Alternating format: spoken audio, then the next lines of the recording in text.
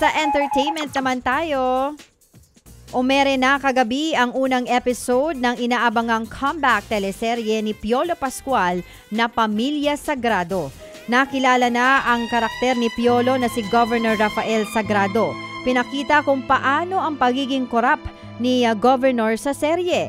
Gumaganap bilang anak ni Piolo na si Justin Gray Fernandez. Sa episode kagabi, namatay ang isang neophyte member ng fraternity ni Justin dahil sa karahasan sa initiation rites. Si Kyle Echari naman, si Moises Malonzo na mapagmahal na isang ampon na handang gawin ang lahat para sa pamilya. Mapapanood sa TV5 ang Pamilya Sagrado, 8:45 ng gabi mula Lunes hanggang Biyernes. Pamilya Sagrado. Abangan sa TV5 alas 8:45 ng gabi. Gabi. Naungusan po naman ng bini ang global pop star na si Taylor Swift sa Daily Top Artist Chart ng Spotify Philippines. Ang bini ang kauna-unahan pong Filipino act na napunta sa top spot ng nasabing chart. Talaga naman. Wow ha! Labis naman po ang pasalamat ng BINI members sa bagong achievement nilang ito. Nagpapasalamat din ang grupo sa mga walang sawang nakikinig sa kanila, lalo na sa mga tinagurian nilang blooms.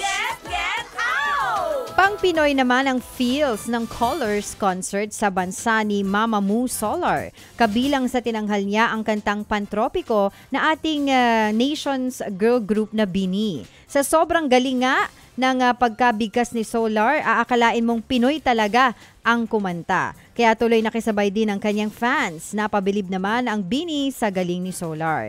Hindi raw nila inaasahang dadating sila sa punto na K-pop idols ang magko-cover ng Pantropiko. Samantala po mula sa pagiging Superman, super dad na ngayon ang aktor na si Henry Cavill. Inanunsyo yan ni Henry sa pamamagitan po ng selfie kasabay po ng Father's Day. Humingi pa siya ng parenting tip sa mga tatay ng kanyang mga followers.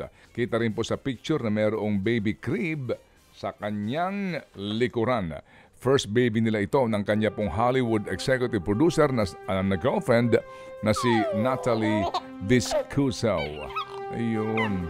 Congratulations! Si Henry, si Manong Henry.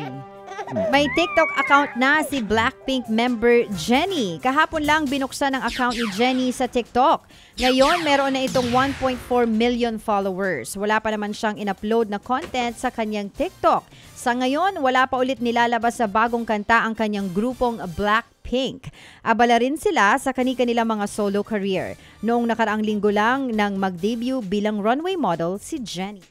Alright. Ted Filon at DJ Chacha. Ngayon, nasa Radyo 5, 92.3 News FM. Monday to Friday, 6 to 10 a.m.